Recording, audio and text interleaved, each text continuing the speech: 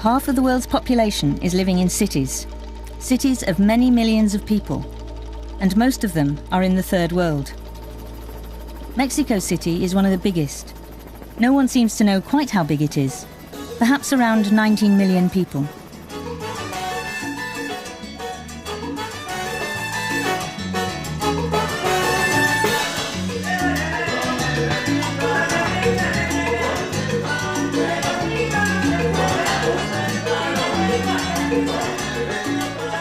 Cities around the third world are growing fast.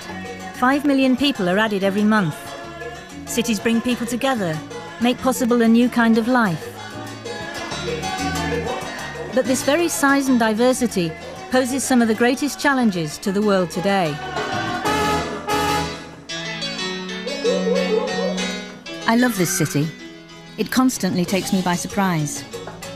Like all cities, it's a place where lots of different people are thrown together, make connections, come into conflict, compete for power.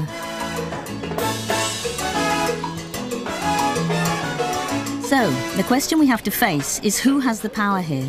Who calls the shots in a city as big as this? Whose city? Whose city is it?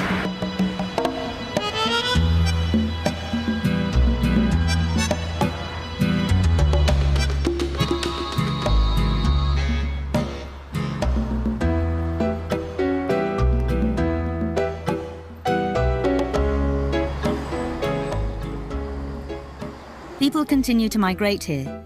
The city continues to grow because of poverty in the countryside, the search after bright lights, or the natural growth of the city itself.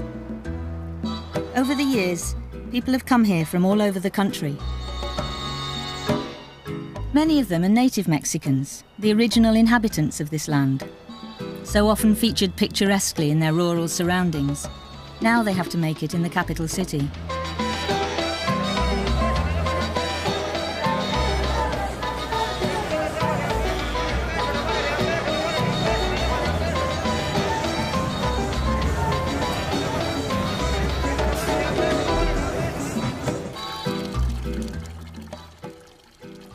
Whatever the dream, the reality is usually a shock.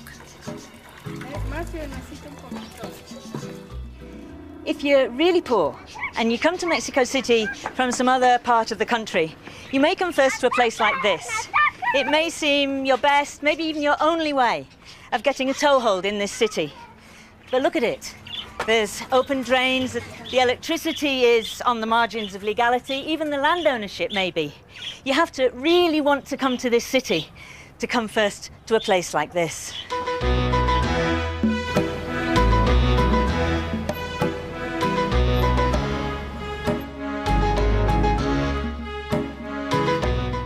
In precarious settlements, new arrivals join up with people from their own home background, where they can speak their own native language. Some arrive speaking no Spanish at all. Juan Acevedo came from Oaxaca, far to the south of Mexico City, to escape the violence of feuding landlords.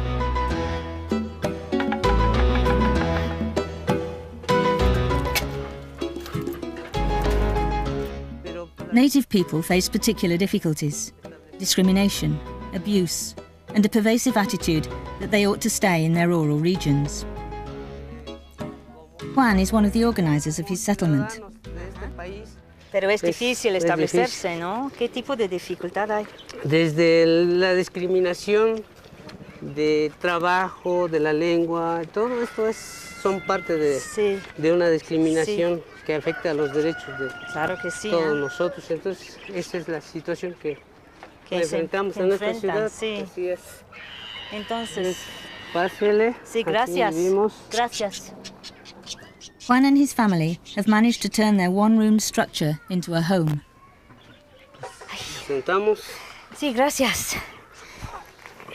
Entonces, Juan, dime, ¿de quién es esta ciudad, eh? Pues de los gobernantes y de los ricos.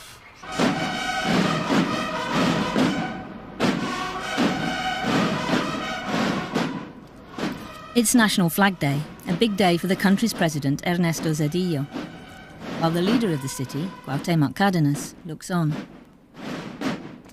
They're members of opposing parties, a source of political difficulty for the city.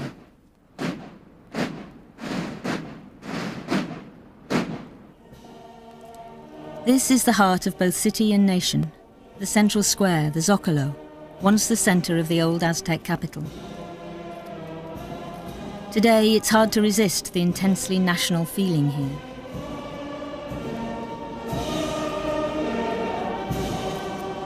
But Mexico is not a powerful country. Like many third world cities, Mexico City is not in charge of its own destiny. Certainly it has a financial center, for instance, at the Centro Bursátil, the stock exchange. But real financial power does not lie here. To find the controllers of the global economy, you have to go to the first world, to New York, for instance. Mexico's financial crises in the 80s and the opening up of its economy in the 90s have made this vulnerability even greater. A family of acrobats outside the stock exchange. Over recent years, this informal way of making a living has become a more important part of the city's economy.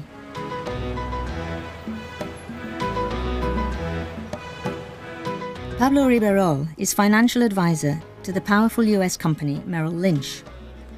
I wanted to find out how Mexico's bankers and its new rich have experienced the recent changes. What we've suffered in the city the last, I'd say since 1982, when the first crisis started, was crime rate has risen significantly, police protection has declined, the rich have gotten much more protected, like this house. I mean, there are policemen all around these nice areas, but this crisis, high inflation, really concentrates the economic in very few hands. I think Mexico City no longer offers much opportunity, and I mean, since '94, since the crisis we had in '94, '95, we still haven't recovered all the jobs that we had. So Mexico City actually has been much more badly affected than the other parts of the country.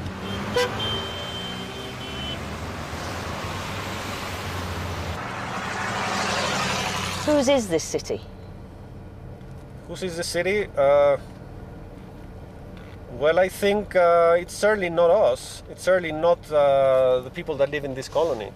I mean, they're scared of going out at night, even the day. There are a lot of kidnappings. A lot of people have bodyguards. I mean, people are scared. So it's certainly not us. So who does it belong to? It belongs to the people that cannot move. And maybe some of the people that are coming into the city. The poorer people? The poor people, certainly. We would like that to change.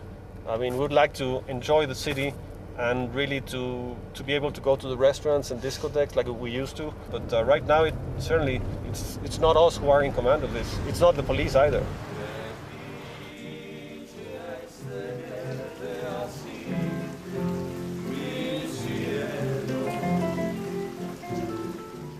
Some of the better off do get out to the city's restaurants. I went to one myself to talk about the new rich with my friend Guillermo Osorno, a journalist who often writes about the city. Mexico used to be a closed country for many years, and we were close to imports and exports. We have trade barriers, and but since the 80s, these barriers have been down. And then money started to flow to these people who were actually able to adapt to global markets. So this lot became globalized too? Exactly. Many corporations are moving to Mexico from the United States and Canada because of the free trade agreement.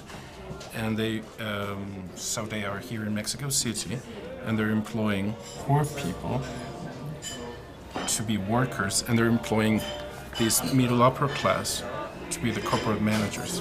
Americans investing in Mexico. That way, they're infecting what's happening here. Ford is one of many foreign companies with investments here. Those Mexicans with jobs here are, of course, grateful for American investment.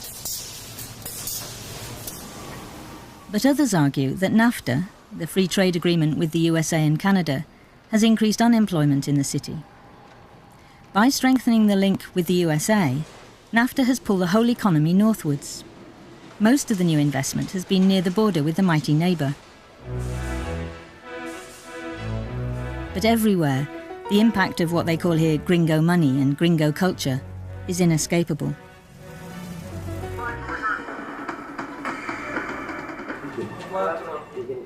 But the powerful media company Televisa is Mexican-owned, with a multinational subsidiary, Echo. It broadcasts 24-hour world news in Spanish to 32 countries, including the USA, and Televisa controls 80% of Spanish-language broadcasting there. So gringo culture doesn't have it all its own way.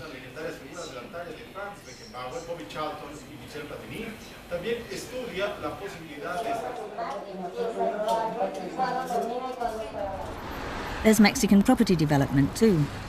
The Santa Fe area was developed by the government of Mexico City, and they've developed a great area there. I don't like it particularly myself, but land prices there for some plots of new developments cost up to $1 million just for the land. So who lives there? The very rich, they want to be protected, they have a fence, and it's quite amazing. You can have a very nice quality of life. Yeah. Other than the crime and some days the pollution.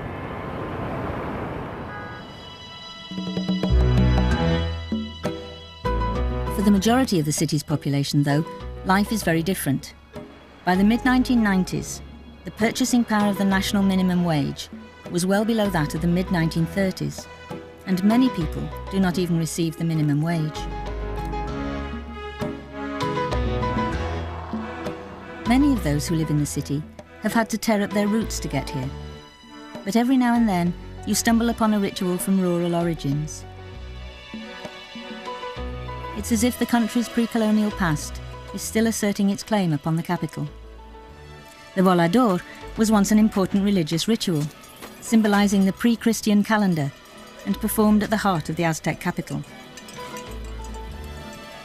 Now the volador is only a sideshow at the city's museum.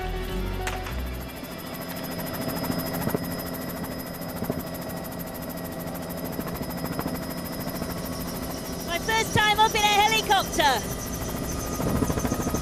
You really get a different feel for the city up here. Down in the dance hall, or in the streets or the markets, you get the feeling of how the city brings people together, the intensity of it all. Up here, you feel more how the city pulls people apart, how people are spaced out into different areas. Different kinds of people through the market or through discrimination in different parts of the city. I flew over some of the very poorest areas, the places they call parachute settlements. Right on the edge, they seem to be not just clinging onto the hills, but clinging onto their claim on the city as well.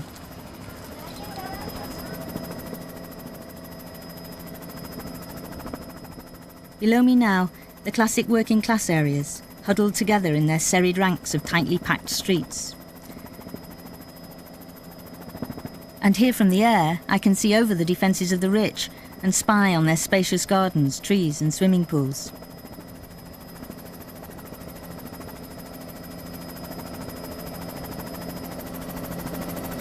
Okay, now we're over the centre. Of course, although being up here, you get the impression of people being organised into different areas, somehow sorted out. Actually, down there on the street, it's not organised at all. In almost all parts of the city, there are battles going on over who has the right to be where. And maybe most of all, down here in the centre city, there are contests over space. One of those contests is being fought out here. Once an opulent Spanish colonial mansion, long since abandoned by the rich and shaken by earthquake, it is now the home of Silvia de Jesus and more than 30 families. They have gradually taken over the place. But it's still better than life in the rural area just outside the city where they came from. ¿Qué podemos pasar? Sí. Allá nada más se trabaja por temporada. Ok, Sí, entonces no hay dinero. No hay Ok. dinero. ¿Qué le parece la ciudad? Es difícil, ¿no? Pues es un poquito difícil. ¿Por qué? Porque aquí trabajamos. Sí. Aquí si no trabajamos no comemos. Exacto. ¿Sí? Entonces, ¿en qué Pero trabaja? La mayoría somos comerciantes. Sí. La ¿Y may- tiene el derecho de ser vendedores ambulantes? Yo creo que sí tenemos derecho. No hay problema. Es un comercio, lo que es la tradicional, Sí. desde nuestros muchos antepasados. Sí. Bueno. Sylvia's family lives by selling sweets on a stall in the city centre. In the 1980s, only 4% of the country's working population made their living in this informal sector. By the 1990s, it is estimated that over 25% work in this way. This growth in street selling is another continual source of tension in the city.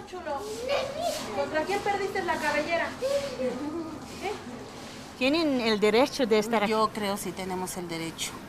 ¿Pero es fácil establecer este derecho? Pues yo creo que con la unión, si el gobierno ve las posibilidades, escucha nuestras demandas, escucha nuestras raíces, nuestras historias propias de nosotros, a lo mejor yo siento que sí.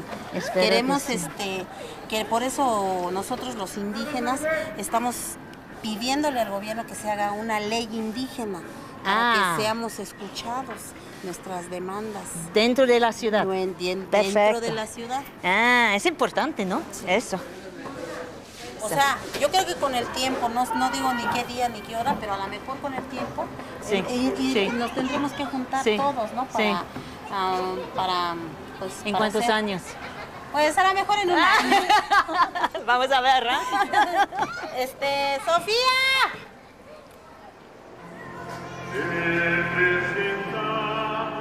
At the heart of Sylvia's battered mansion is the Virgin of Guadalupe. She's sacred to all Mexicans. To her basilica in the city, thousands of the devout come to stand on moving walkways to capture a glimpse of her image.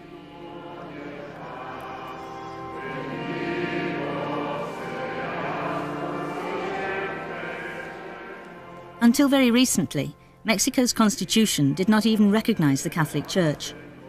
But its hold remains very strong. 92% of the population have been baptized into the faith.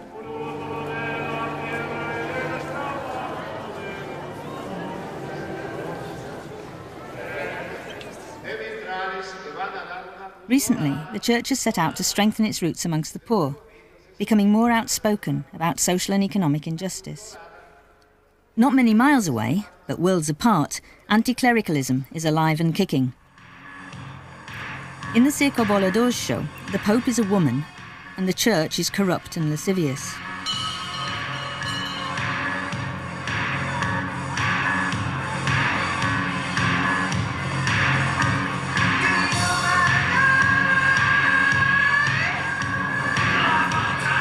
Sean pacientes, no beban antes de que todos tengan.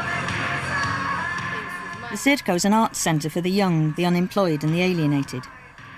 It aims to use radical art to present a political challenge to the current state of the city and to make a different claim upon it.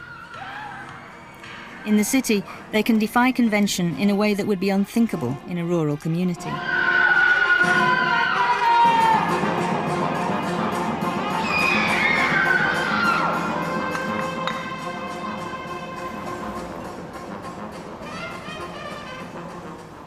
Indeed, the city draws to itself the artists, the dissidents, the makers of mischief.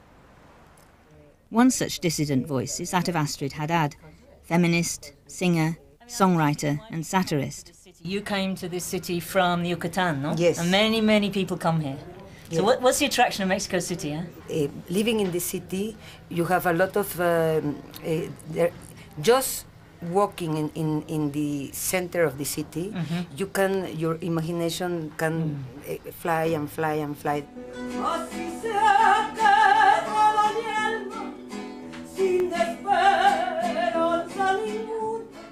So the city itself gives you ideas? It is like poetry.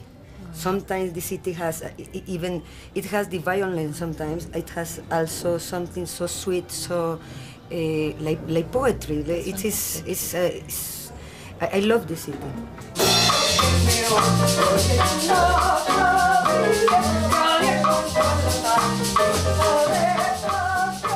Where have you been just recently? In Phoenix. Where else have you been singing in the last few years? In France, in Germany, Switzerland, Spain, Belgium, Australia, New Zealand. Yeah. Yes.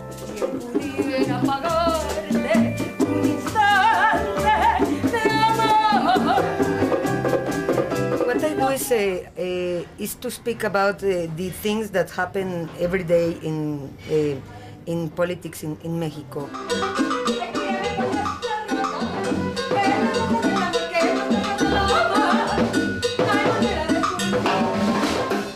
But what you do is to make love about the people about the government, because I think that they are there to people laugh at them, because people need some escape. So, some blame the rich, some blame the global economy. Astrid takes it out on the president.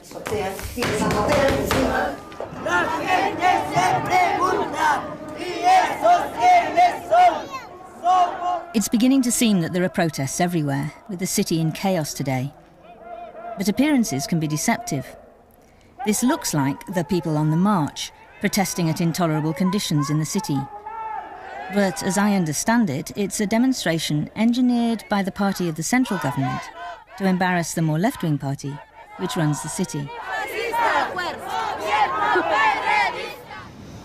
I came to this city with a question: whose city is it?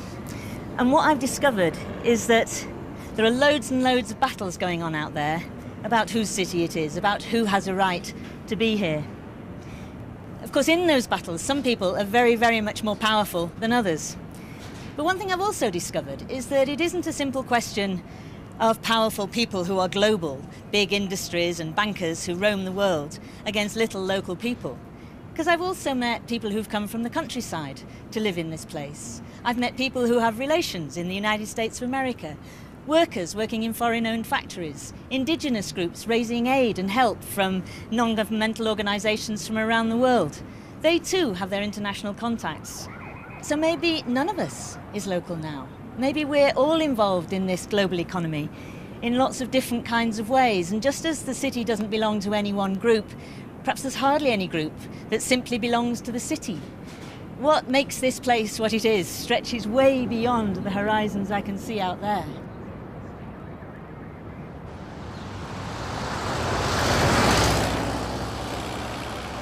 Right amongst these houses of the globalized rich lives a group of Otomi people from Querétaro. They live by making dolls, and in order to make the dolls, they use sewing machines, which have been donated through the German embassy.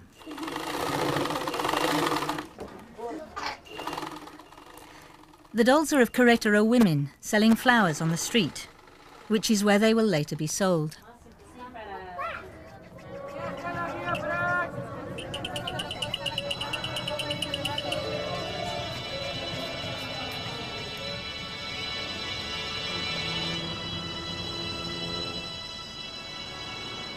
Way to the south of the country, in Chiapas, the Zapatistas are in active revolt. But here in the capital, most people struggle determinedly on. Silvia de Jesus sees her claim as being both personal and collective. Estoy dando a hacer valer mis compañeros, mis parientes y los compañeros que son indígenas. Yo creo que con esto los estamos haciendo valer, transmitirlos para que sean escuchados y que la humanidad o cualquier país que nos vea, que sientan que somos indígenas, que somos, que tenemos el mismo derecho de expresar nuestras inquietudes. It's a perspective endorsed by Juan Acevedo.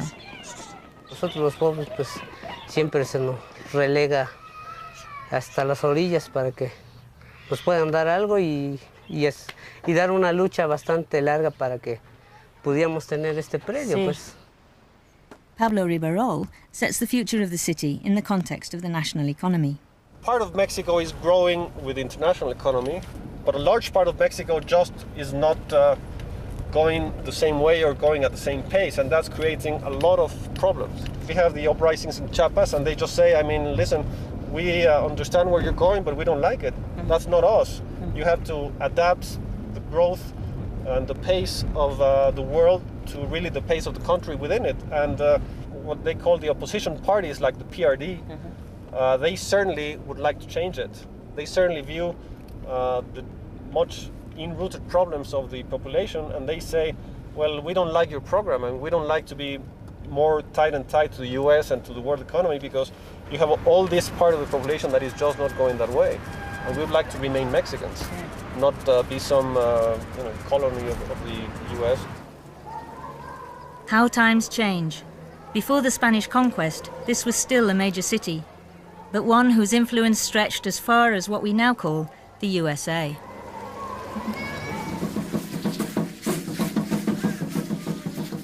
Back in the Zocalo, the demonstrators have gone and the Aztec dancers have moved in. They're raising money from the visitors who come to this city. But they're also asserting their right to be here, in the centre that belonged to them before the Spanish conquest. They are almost drowned out by the bell ringers of the Catholic Cathedral, built right on top of the Aztec capital that was destroyed by the Spanish conquerors.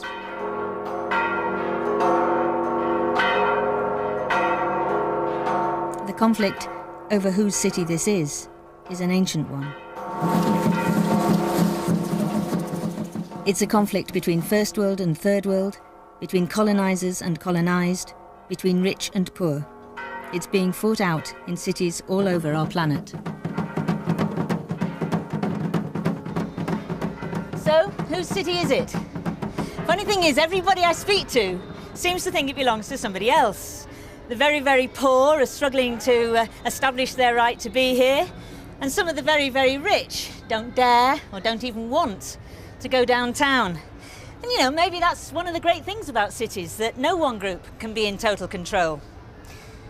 On the other hand, it's very clear to me that some groups here have a lot more power than others. International bankers, global corporations, the state, the very, very rich living out in Santa Fe behind their security gates. Over the last 2 decades, while cities like this, outside of the First World, have been getting bigger and bigger, the gap between rich and poor has been growing too. I mean, why are the rich so terrified? Because while they've been getting richer and richer, more and more people have been struggling simply to survive. But while I've been in this city, I've seen lots of challenges too to this system of power and privilege.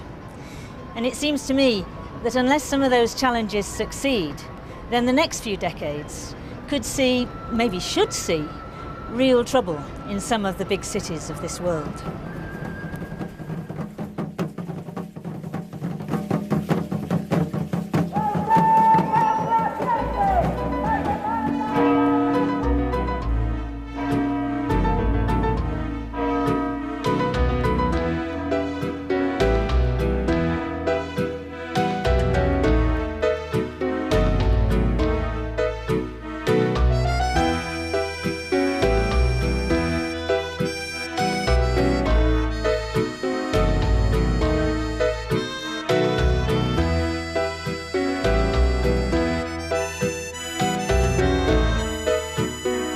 At the Indian government.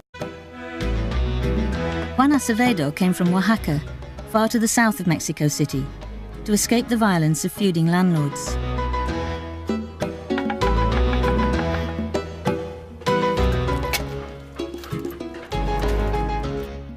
Native people face particular difficulties: discrimination, abuse, and a pervasive attitude that they ought to stay in their rural regions. Juan is one of the organizers of his settlement.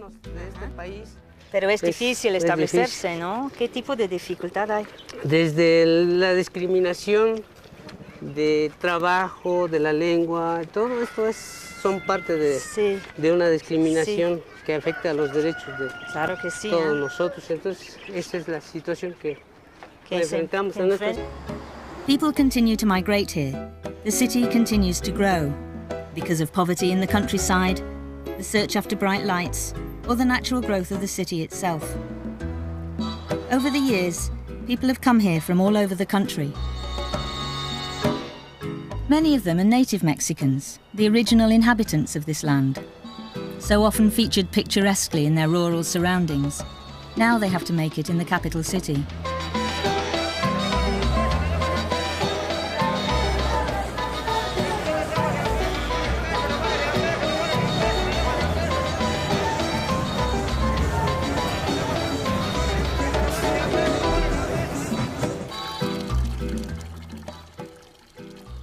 Whatever the dream, the reality is usually a shock. I love this city. It constantly takes me by surprise. Like all cities, it's a place where lots of different people are thrown together, make connections, come into conflict, compete for power. So, the question we have to face is who has the power here? Who calls the shots in a city as big as this? Whose city? Whose city is it?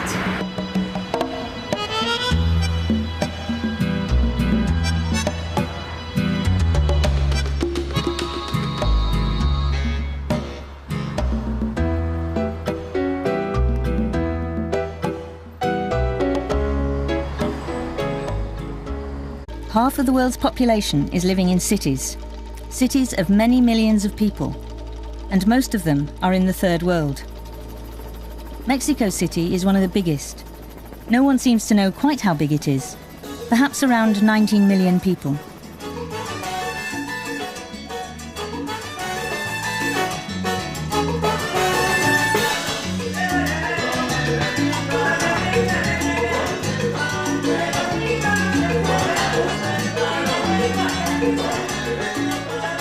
Cities around the third world are growing fast.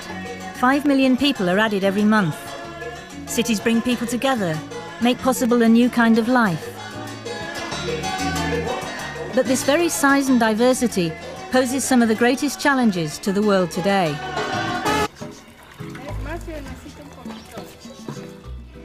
If you're really poor and you come to Mexico City from some other part of the country, you may come first to a place like this. It may seem your best, maybe even your only way of getting a toehold in this city. But look at it. There's open drains, the electricity is on the margins of legality, even the land ownership maybe. You have to really want to come to this city to come first to a place like this.